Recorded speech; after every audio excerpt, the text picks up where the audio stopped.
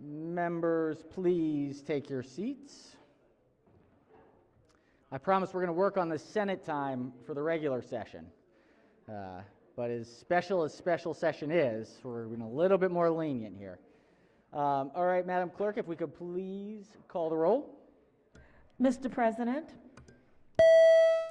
All right, we have no stranger for our invocation this evening, but we would like to bring from our Secretary of the Senate's office, Nick Garrett, who many of you all know very, very well from helping to organize all of our chaplains and invocations. So members, please rise for the invocation.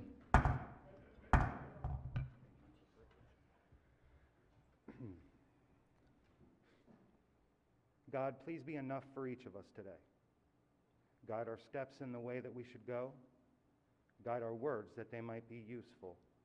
Bless us with gratitude to temper our responsibility with being here. And we all say, Amen. Look at that. Well done. All right. That was excellent. Amen. Chair recognizes the senator from District 6. Thank you, Mr. President. Can we most certainly. We can most certainly journalize journalize that prayer? those Thank you, sir. spirited and efficient, invocative remarks. Wonderful. All right. Has everyone recorded their presence? If so, the clerk will take the call. With 46 members in the chamber and a quorum being present, the Senate of Maryland is now in session. We will go ahead and waive the reading of the journal from the prior legislative day.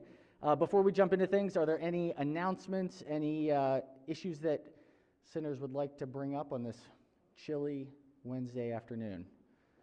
No? All right. Well, we got important work to do tonight, and so it has been a busy few days here. We are nearing the end, but this is the important stuff. So we are going to treat it with the dignity that the Senate of Maryland deserves. So let's go ahead and get started. We have a third reading calendars. The clerk will read the first bill. House Bill 1, the Speaker Congressional Districting Plan. This is an emergency bill. All right, Senators, HB 1 is on third reading for final passage. This is an emergency bill. Chair recognizes the senator from the 33rd District. Thank you, Mr. President. Well, we beat this bill up pretty well on both sides of the aisle. We know the issues. I'm still concerned that it doesn't truly reflect the intent of the public. We did have good exposure in terms of our meetings. And again, Mr. President, would like to thank you, your staff, DLS, for the organizing the many meetings that took place throughout the state. I did attend the meeting over at the Chesapeake College, which had one of the larger turnouts. The citizens were well organized to object to District 1 being an eastern shore and wrapping around the Chesapeake Bay. And one of the most common comments that were made is they wanted a fair and balanced district. I agree. But it's not just District 1. We would have loved to have seen the fair and balanced throughout the state, and I don't have a sense that we have that. As we know, this is not a final decision. This could be taken out of our hands by the courts. So we will have to be patient and wait and see what the final decision is. I can just share with you that from this side of the aisle, we appreciate the respectful dialogue we've had, and we respectfully disagree. I'll be voting red on this bill. Thank you, Senator. All right. Chair recognizes the floor leader of the bill. Thank you, Mr. President. Colleagues, first, I just want to say that I appreciate all of the debate and the thoughtful analysis this morning. I know this is an important topic to each of us and our constituents, and I also want to thank all of the staff for the many hours they have spent drafting, editing, researching, and compiling maps and data during this process, and I know it's been a huge load. I won't be long, as I never am, but I want to reiterate the following things about the congressional map contained in the bill before us. House Bill 1, first and foremost, ensures equal population in each of the 8 districts. It does this while having districts with cleaner and significantly more compact ones than the current map. This map demonstrates a commitment to the Federal Voting Rights Act by ensuring that our minority voters in Maryland retain their ability to elect their preferred candidates. This map also has 3 majority-minority districts, Districts 4, 5, and 7. And finally, it ensures continuity of representation by keeping a majority of Marylanders in their current districts. Marylanders should not have to question who their current representative is, and so many communities have been brought together through their shared interests in their congressional districts, many of which have been together for decades. Maryland's geography is unique, and our population is varied. Taking all that into consideration, I am confident that this map is a fair one, and one that reflects the lived experiences of Marylanders as they travel the state for work, take their children to soccer practice, and support Maryland businesses. And I urge the body to give a green vote. Thank you, Madam Floor Leader. Chair recognizes the Minority Leader. Thank you, Mr. President. So I wanted to share a little along the process and more of the personal experience. We talked a lot about the facts.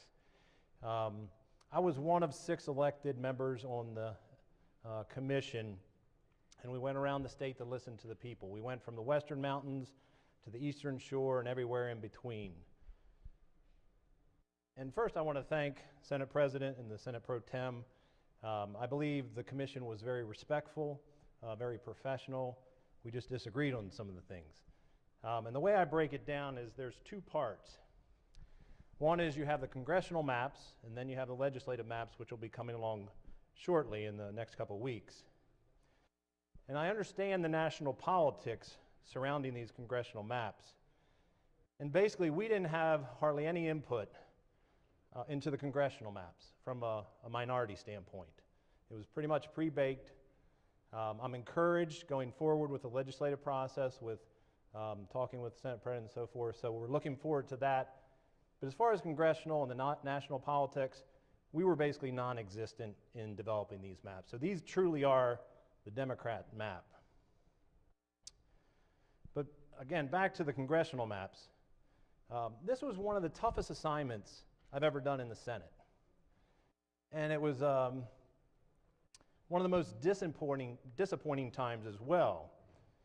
Now, in the minority, I'm used to getting beat up on political debates. That's just a numbers game down here, and I understand it. But when I came to Annapolis, I really said, I want to bring the voice of the people back in Annapolis. And I'm sure each one of you have said that when you came down here. And this bill is the antithesis of that concept. Polls consistently show 70 to 80% of the people, Democrats, Republicans, Independents, do not want gerrymandered maps. That is the voice of the people. Unfortunately, politics and political parties get in the way somehow along the way.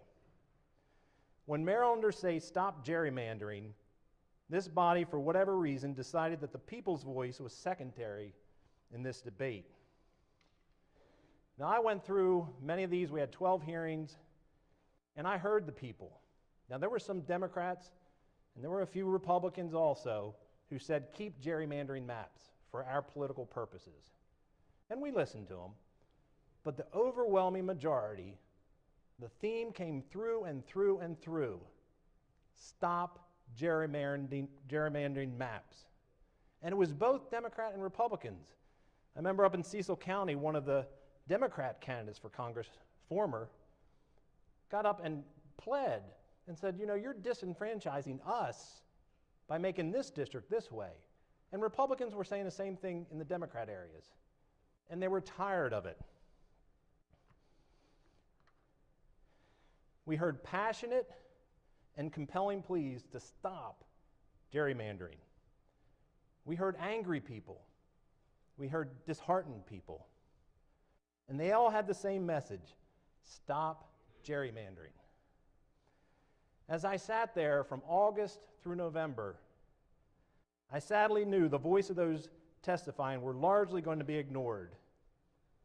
I literally felt helpless to help them, as I knew their comments went in one ear and out the other, and the congressional maps were going to be gerrymandered. even with so much call to end gerrymandering in Maryland. When I asked about the process, it was said that DLS listened to all the comments and drafted maps based on that. And in this morning's hearing, I asked the chairman, there was so much comment saying, stop the gerrymandering. Why didn't DLS put forth a map based on those comments that were probably the most prevalent of all? And basically they said they weren't directed to. Now, I don't live in another red state or a blue state that gerrymanders. I live and represent the people of Maryland. That's my constitutional duty. This debate comes down to one core question of priorities. What's more important, the interest of the people of Maryland or the national interest of a political party? When you cut through all the spin, that's the real question. Who will you stand with? The people who we heard loud and clear, or a political party? The map clearly demonstrates the willingness to put political parties above the interest of the people's interest. We hear the same excuses for this type of gerrymandering. So let's summarize and debunk a couple of them real quick, and then I'll finalize this. First, I hear most acknowledge we have gerrymandered maps, whether by the eye test, independent review, or just common sense. But the first excuse is, other states are doing this. So we need a national solution, and until then, we will put party above people. As we heard earlier from the Deputy Minority Leader, we should do what's right. We should lead as we have in many other areas. We don't wait for Washington, D.C. to do certain things. Chairmans up here in this front row I know have been leaders for Maryland. We didn't wait for them to do it. We led and others followed. We should do the same here. Then we hear Maryland is such a blue Democrat state that you should have 7 or 8 seats. Well, for the last 2 decades, Maryland has elected a Republican governor 60% of the time in the last 2 decades. And it's not so much about party registration, although the Democrats have about a little over 50% registration. If you take the independents out that was talked about on this floor, it gets up to 65%.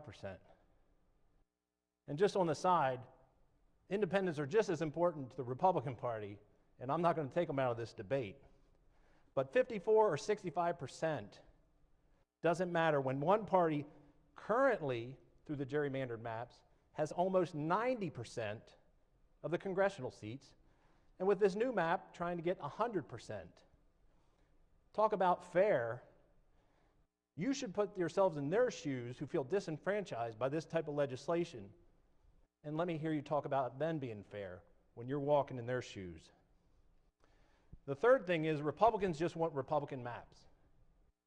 Well, let me just state, we did not put a map in. We support the citizens map because that didn't take a look at the partisan makeup when it did that. And I've constantly said, I don't want a Republican map. I don't want a Democrat map. I want a map for the people.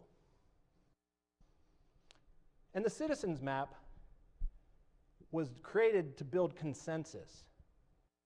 And what do I mean by that? They put 3 Democrats, 3 Republicans, 3 unaffiliated, and guess what they did? They said you have to have a supermajority to pass it. What did this bill do? And the commission behind it? It created 4 politicians from one party, 2 from the other, and said, just a simple majority will do. That does not build consensus, and it didn't build consensus on this. And lastly, talk about more compact and competitive than existing maps.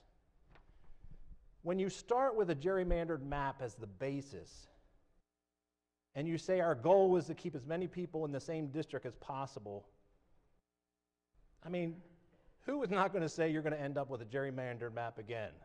That's not a real hard to connect the dots. So I was in the first hearing, public hearing for this commission, and I asked the chairman, I said, what's going to be different in this process?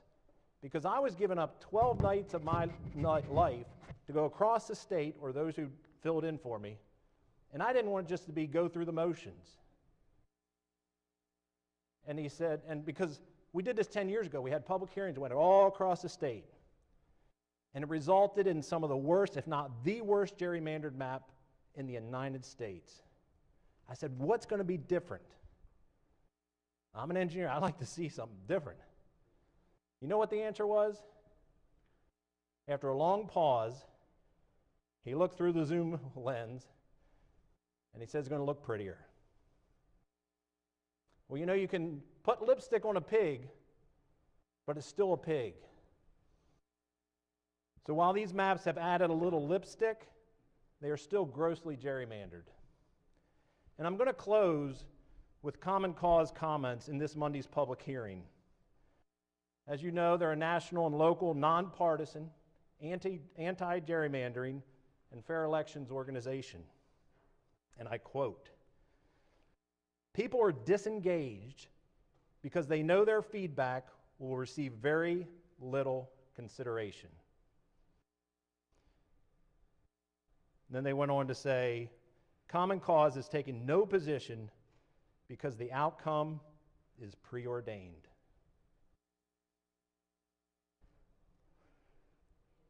That's a very damning statement, that politicians are going to do what they want to do independent of the people's comments. And I can tell you it's true. I've heard it over and over again from other Marylanders. This truly is a sad commentary on the state of our representation of the people. To reiterate the point, I sadly and successfully predicted the outcome of these congressional maps back in August, even before we started this process in public hearings. So while I may go down in flames on this vote, I would much rather stand hand in hand with the people of Maryland than stand victorious against the will of the people. Thank you. Thank you, Senator. Chair recognizes the Senator from Frederick City. Thank you, Mr. President. There's some things said that I just would like to respond to. I guess first off, I'm in District 6. Questions brought up about going into Montgomery County. I've looked traditionally, going back to the beginning, parts of Montgomery County were in the 6th Congressional District far more times than they weren't. So us having some of Montgomery County is not unusual. Secondly, I support nonpartisan redistricting nationwide. I supported the bill by the good senator sitting a little bit in front of me for the 6-state balance. I can't speak for the people on my side, but I would bet you almost every one of them, if not all, would say they would support national nonpartisan redistricting. We don't have that, and we're not going to have that. And I stand with my people. What we do, I hear people say, oh, we should care about Maryland, not the rest of the country. But the rest of the country in Congress determines what's best for all of us. And they are not representative of me. They are not representative of the majority of the people. They are not representative of us. Now, I think we've developed a map that's fair. Could it be better? Probably. Could it be worse? Easily. But who and what we send to Congress matters. If we give away seats while other states are taking them, my people that I care about aren't being represented in Washington. We're being represented by a minority. So we have to fight where we can to keep that balance. And I think we've done it in a fair way to represent the majority of the people of Maryland and to represent the majority of the people in the country. And I am proud of it and will go forward with it. and hope that if the party that's blocking national nonpartisan redistricting changes their mind, then I'd be happy to join them and have it countrywide. I'll just close by saying that Senator Van Hollen put a bill in to do that. He asked the governor to write a letter of support. To the best of my knowledge, he didn't do it. So that tells me we want it where we can win. We don't want it where we might lose. So I'll support this map, and I look forward to the day that everybody joins us and we have national redistricting, and then we won't have these problems anymore. And in terms of final thing, Democrat, Republican map, call them what you want. To my knowledge, the governor appointed all 9 people on that commission. He selected the Democrats. The Democrats didn't select the Democrats. So I don't know that it's nonpartisan when one person's picking all 9 people on any commission. Thank you. Thank you, Senator. Chair recognizes the senator from the 38th District. Senator, before you begin, just want to note that we have a very special guest, I believe 4th grader from Anne Arundel here. Mason Baker is here to take a look at the proceedings. Mason joined us throughout the state on several of the occasions at the redistricting commission hearings, and he's here with his dad, Mr. Jeremy Baker, to see the democracy in action and the beauty of the Senate of Maryland. So we welcome you, Mason. Thank you for being here. Welcome, Mason. Woo! Thank you, Mr. President. Yes. Earlier today, I talked about fairness. I talked about all of us hearing from our constituents about Maryland's do not want gerrymandered maps. I spoke to my mom before the special session, knowing that this was going to be a difficult week because we were being sent to a special session to work on redistricting maps to better serve all of our constituents. And I still asked for my mom's advice, and my mom said, you have to be fair.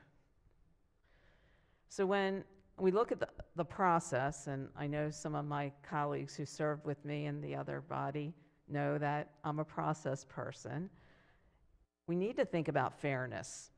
And it's why so many of us supported a nonpartisan citizen commission.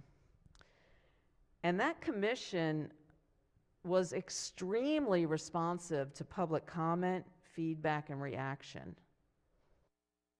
More than 4,000 attendees were at these hearings, virtual, in person. And they came there to plead for fairness in the redistricting maps. Many of us are receiving hundreds of emails from our constituents on this issue. So when we stand up and it looks like it's just a senator from District 38, well, no. As a matter of fact, I've got hundreds of emails that are coming in, and this is what they say. Members of the Maryland General Assembly, I am writing you to oppose the congressional maps proposed by the Legislative Redistricting Committee. I believe we need fair congressional maps in our state. Our current maps have been deemed some of the most gerrymandered in the country, and the maps proposed by the Legislative Committee look to keep the status quo. The Citizens Redistricting Commission put forth fair, nonpartisan maps, and I urge you to consider them as an alternative. Please reject partisan gerrymandering during the upcoming special session. Explanation point. Then I went back and did research, and my colleague and friend from District 37 from the Midshore noted what some current Democrats in the Maryland General Assembly wrote in their 2018 election guides with the Maryland League of Women Voters. Here are some of the quotes. I support the appointment of an independent redistricting commission to ensure a fair and transparent process of determining congressional and legislative boundaries.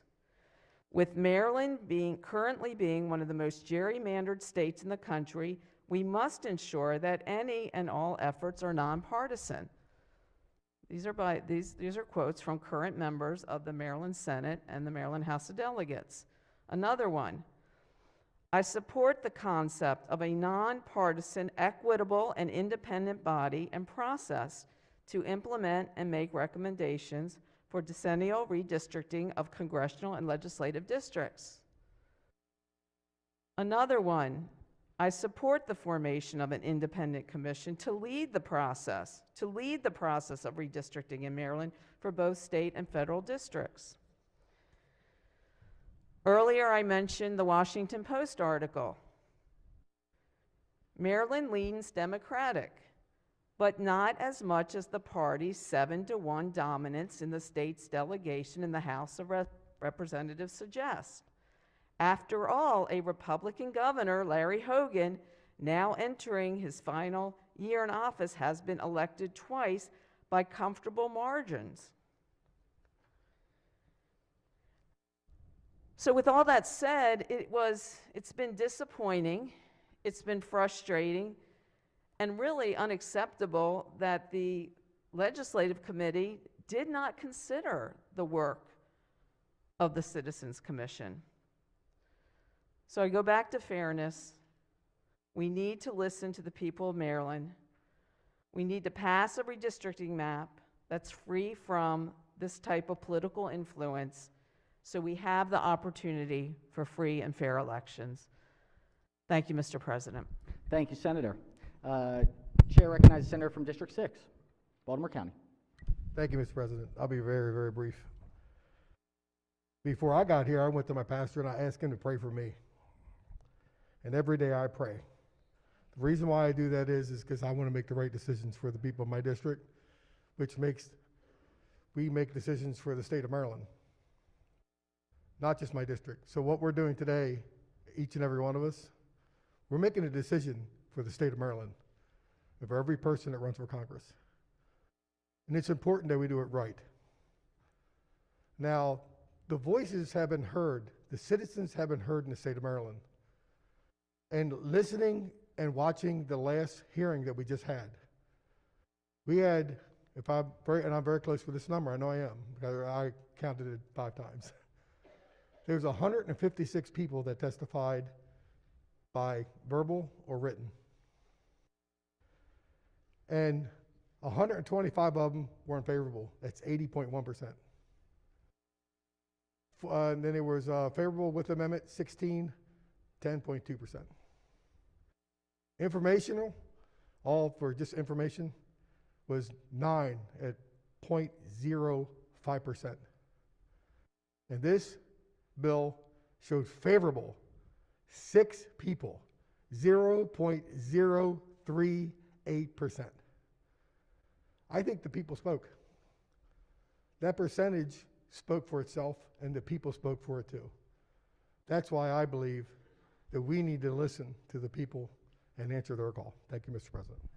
Thank you, Senator. Chair recognizes the Senator from District 4, Frederick County. Thank you very much, Mr. President. Last session, at the beginning of session, you and I actually both spoke about, when our opening floor speeches, right following the terrible attacks on the Capitol on January 6th, about our concern for democracy. And I bring this up because the issue of these congressional districts, quite frankly, not just ours, but what's going on, but this is a perfect example of what is plaguing our democracy across the country. And it was drilled into me as a political science major that we're not actually a democracy, we're a republic. And that's not a partisan thing, we're a republic because we elect people to make decisions on our behalf. A true democracy, we would go to the polls and decide the budget, we would decide tax raises, all that. Well, people don't do that. People from Frederick County vote for me, people from Montgomery County vote for you, and so on and so forth, and that's how we're a republic. The only way that works is if you have districts that make logical sense. And the only way this whole system works, this whole country works, Abraham Lincoln probably said it the best in the Gettysburg Address. Government of the people, by the people, for the people.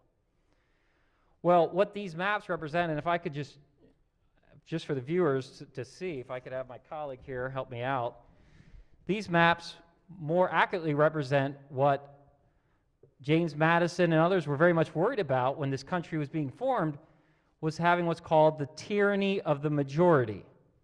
Now, in Maryland, we could very much end up with a state that has a Republican governor that routinely gives anywhere from 35 to 40% of its vote to a Republican president with zero Republicans. Zero Republicans elected to Congress. And the way this is done with the tyranny of the majority, with this map, it's very easy for everybody here is politically sophisticated on the floor. They understand, but for people at home, Republicans are generally in certain areas in this state. They're in the Eastern Shore. They're in Western Maryland. So what these maps do, it's very simple. They crack these areas apart. You take the Republican vote and you break it up and you make sure the urban centers overwhelm them in every way. So therefore, thank you very much, Senator, appreciate it. Therefore, you have the tyranny of the majority. And what does that mean for my constituents? Well, look at District 8. It's completely dominated by Montgomery County. Silver Spring, 81,000 residents. Bethesda, 63,000 residents. My towns, Thurmont, 6,000. Emmitsburg, 3,000. The 6th District, Rockville, 67,000. Gaithersburg, 67,000. Germantown, 90,000. Frederick County, my district, Middletown, 5,000 people.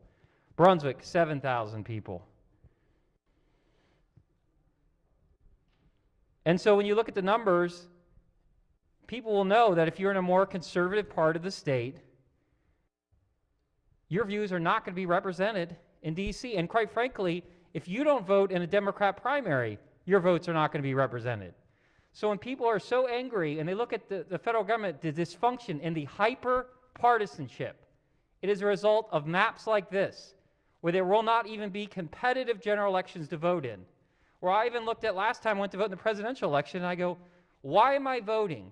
My congressional map, my congressional district is already decided. The presidential election is already decided because I live in Maryland. There's almost not a reason for me to go out and vote other than I'm a good citizen.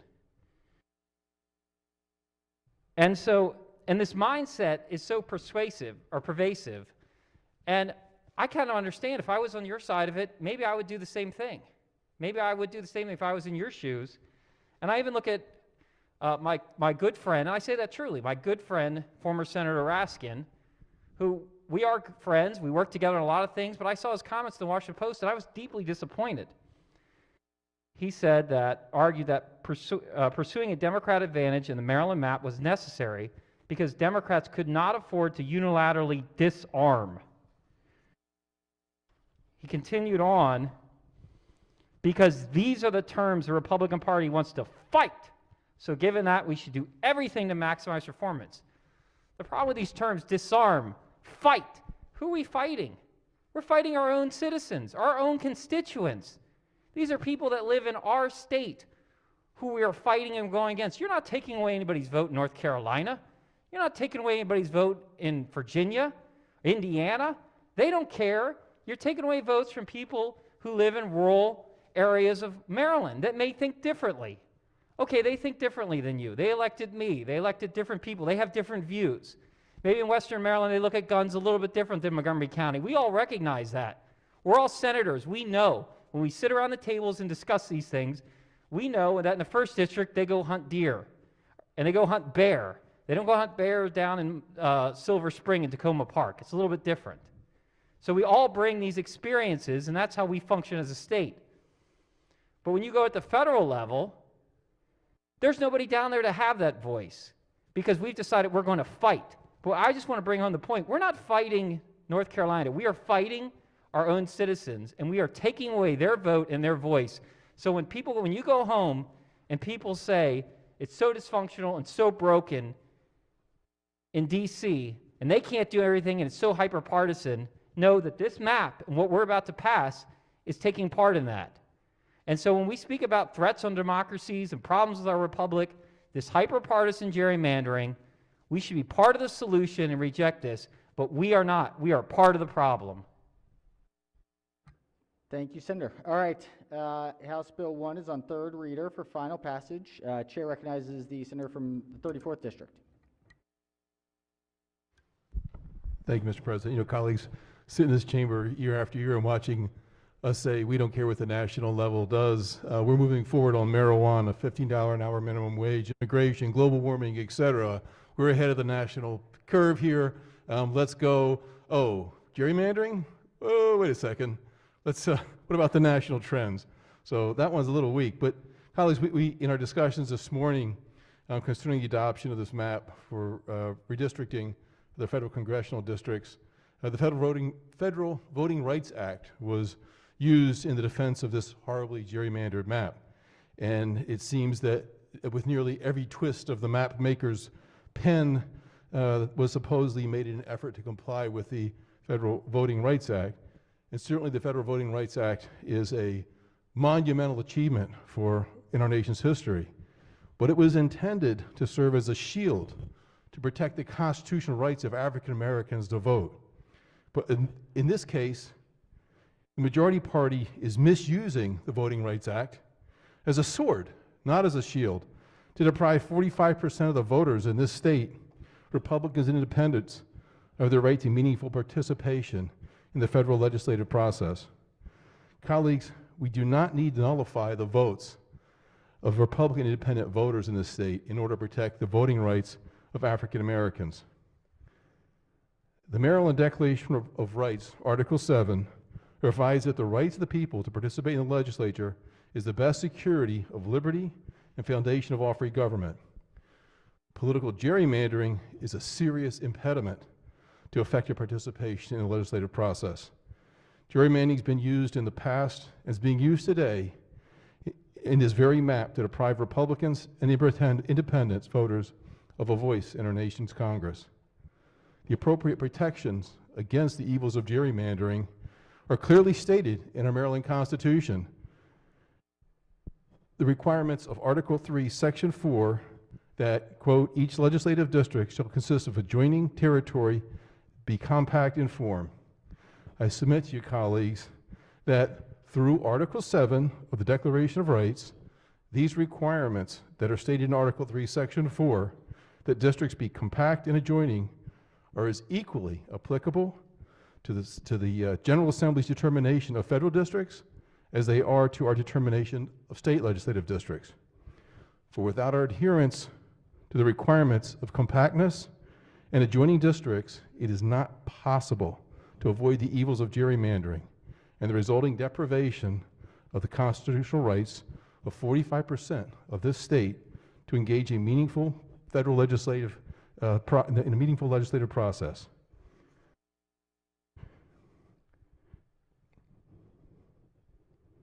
And finally, it was another strong point made was that seems like an overwhelming goal here was to keep people in their same legislative districts. I struggle to find any rational basis for that to be of paramount interest. Congressmen are elected every 2 years. If the intent was to keep people with their same congressperson, we wouldn't elect them every 2 years. Whether they're elected from the 3rd district or the 1st district or the 2nd district, it doesn't matter. You're changing Congress people potentially every 2 years. So retaining people in the same district, to have that an overriding concern, seems absurd based upon the formation of our U.S. Constitution that sees Congress as a fluid body. Colleagues, I urge you to reject this very flawed map. Thank you. Thank you, Senator. All right, question is on House Bill 1 is on third reading for final passage. Chair recognizes the President Pro Tem. Thank you, Mr. President. Colleagues, it's been a long day, so I won't be before you long. But I want to stand in support of House Bill 1. You know, when I started on the Legislative Redistricting Advisory Committee some months ago, I didn't really know what to expect. I'd heard some reports from people who had served on commissions in years past and Heard that for some it wasn't necessarily an enjoyable experience, but I welcomed the opportunity to participate in this aspect of our government's operations. And I learned very quickly during this process that those who appeared before the commission appeared with passion. Some appeared with emotion. I was surprised to see that some of the people who testified before the commission were moved to tears when they thought about and talked about not being represented by the person that they had voted for in recent years and in elections. So when we talk about a starting point, when we talk about a map that allows people to keep their representative, to keep their legislative district, it's something that I saw with my eyes and heard with my ears, the passion and intensity of Marylanders who spoke about the importance of that. And so for those of you that don't understand the parts of the conversation that we've had today about the importance of keeping as many Marylanders as we did in Senate Bill 1 and House Bill 1 in their current districts, that's a part of what drove that part of the maps. There were opportunities to make the maps less competitive, but in fact, the commission opted not to do that. Ultimately, someone described the state of Maryland earlier by its moniker, America in Miniature. We have a richly diverse state. We have people from fishing, who value fishing and agriculture. We have people who focus on the life sciences and technology. We have people who focus on health and tourism and film and the arts and nonprofit. We have people who focus on the animal sciences. And in the state of Maryland, those communities are communities of interest. We have people who travel by mass transit. We have people who travel by car. We probably even have people who travel by horse and buggy. I've been to some parts of the state, not just during redistricting, but during my time in the General Assembly, and I have visited the variety of communities that make up this phenomenal state. I've seen the beautiful mountains of Western Maryland. I've seen the waters of Southern Maryland and the Eastern Shore, and I've seen our more densely populated urban centers that offer activity and nightlife and family opportunities for recreation. We have an incredible state. House Bill 1 presents a map that allows this incredible state to respect and honor the intent of the Voting Rights Act by allowing not just minority voters to elect their preferred candidate, but every voter in the state of Maryland the opportunity to elect their preferred candidate. And so, Mr. President and colleagues, I ask your support for House Bill 1. I'll be voting green. Thank you, Mr. President. Thank you, Senator. All right, House Bill 1 is on third reader for final passage. Any further discussion? Chair recognizes the senator from District 10. Colleagues, I'll be really quick. But one of the things that people in my district said to me when they looked at the map from the Governor's Commission was their district numbers are so far removed from anything they're familiar with that many of them are afraid they will forget to vote or to know where to vote. In other words, I'm District 10 right now, and the people who voted for me are from that district.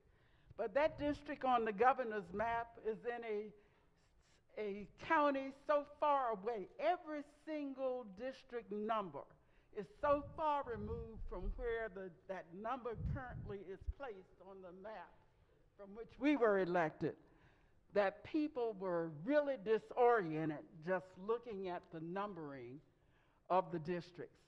District 44 is now, I think, in the northeast corner.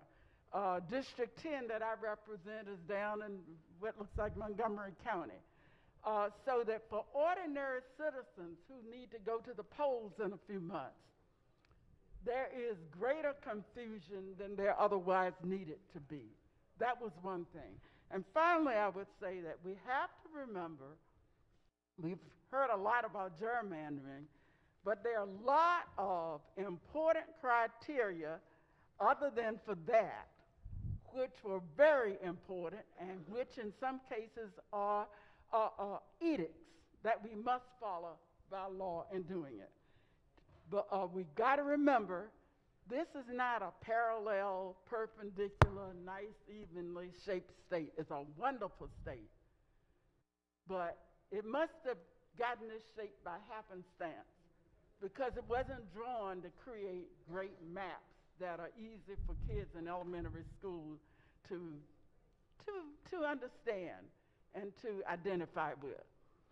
And where things are, in order to get the 8 districts that we need, we have to do things that are not parallel and perpendicular. And of course, if we follow the other route recommended by the Governor's Commission, even the disorienting nature of the numbering system, just look at the numbers and where they are, would have many people confused at the very next election as to where to go to vote and who are they now. I won't say more. It was a difficult exercise. I think both commissions worked really hard. I did wonder finally if those unaffiliated voters, or so-called unaffiliated, where the governor found them, but if they represented a large enough percentage of the body politic, that they should have had to play the role that was assigned to them. I don't think that they represented 1/3 of the electorate if you really looked at the 3 tripartite system that they were a part of. I won't say more, but I think we've done a good job. I think none of us is totally happy with everything. A lot of us will find ourselves displaced, but that isn't something that is owed to us. We owe the people openness, we owe them fairness, we owed them hard work, and we had to follow the criteria that are actually edicts. And I think this map reflects that very well. I think we ought to all be proud. Let's work hard, and we hope that those of us who want to come back will be back doing the people's work in the future. Thank you. Thank you, Senator. All right, I think we have everybody in the chamber. House Bill 1 is on 3rd reader for final passage. Any further discussion? If not, the clerk will call the roll. Mr. President, Has everyone recorded their vote?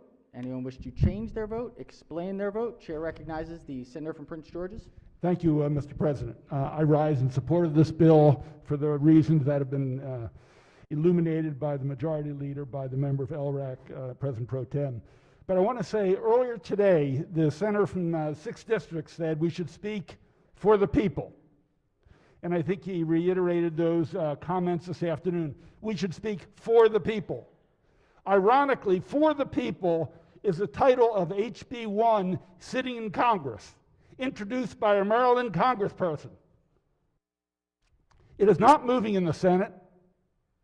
It is not moving because if it did, we wouldn't have to be here this week. And people from all 50 states wouldn't have to be sitting in their legislative chambers. It is not moving, ladies and gentlemen, because the party of Lincoln, the party of Ronald Reagan, the party of Donald Trump won't let it move. And that means we have to be here. I love seeing all of you, but I'd rather not be here. I'd rather everyone in every state, all of us be at home and have an independent party do this, an independent body do it. But we're forced to be here and we try to make the best of the situation. That's why I'm supporting this. But you can't separate what's happening outside of Maryland from what we do. We are doing the right thing, but we could avoid this situation 10 years from now. But someone is an obstacle. And I don't want to get into hypocrisy, but again, the people of the party of Lincoln and Donald Trump are stopping a more objective national solution to this, Senator, and forcing us to be here. For 2 minutes. Thank you, Senator. Do any further senators wish to explain their vote? If not, Chair, in explaining his vote, first and foremost, just want to thank the Minority Leader, the President Pro Tem, the senators from the Minority Party who joined us from 33 and from Baltimore County.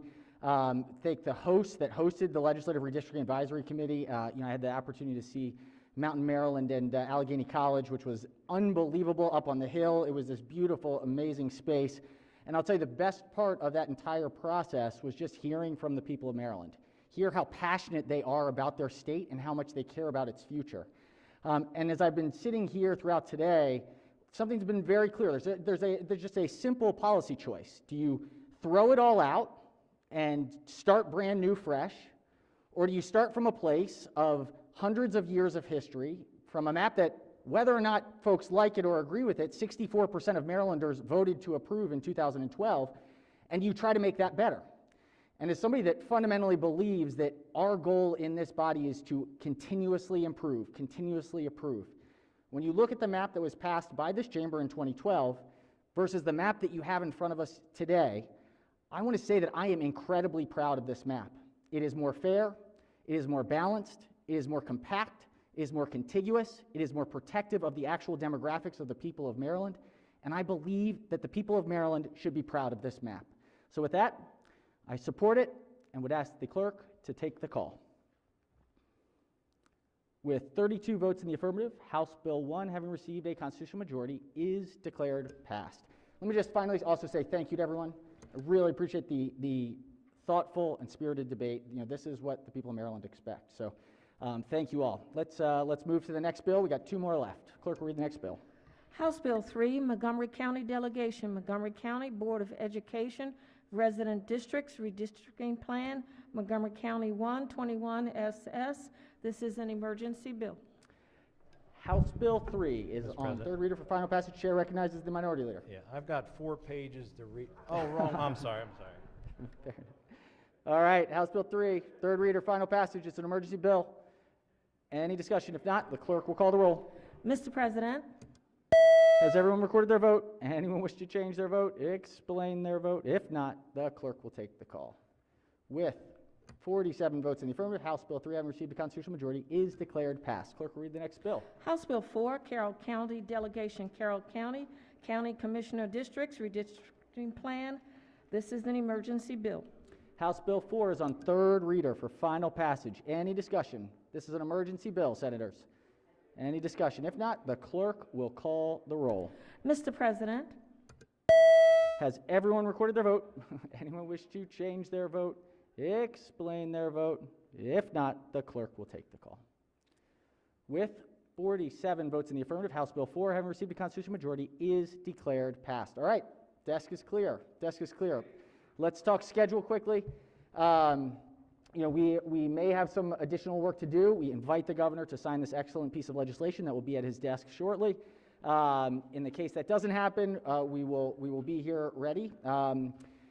In the meantime, we have some other work to do, which is the treasurer's election. And so it appears, do we have confirmation? 2? It appears we will be rejoining the House at a similar time tomorrow at 2 o'clock. So we'll adjourn until 2 p.m. tomorrow to take up the treasurer's election. And then we'll see if there's more business to take care of after that. Any committee announcements, delegation announcements, general announcements for the good of the order? If not, let's do a quorum call before we adjourn. Mr. President, Has everyone recorded their vote? Anyone wish to change their vote? Whoops, no, their presence, just kidding. Clerk will take the call. With 47 members in the chamber and a quorum being present, the Senate of Maryland remains in session. Chair recognizes the Majority Leader. Thank you, Mr. President. I move that the Senate of Maryland stand adjourned until 2 p.m. tomorrow afternoon. 2 p.m. tomorrow without... Here. We will be here tomorrow. Without objection, so ordered. We are adjourned. We will not go. So we're going to take the vote in here and walk the votes.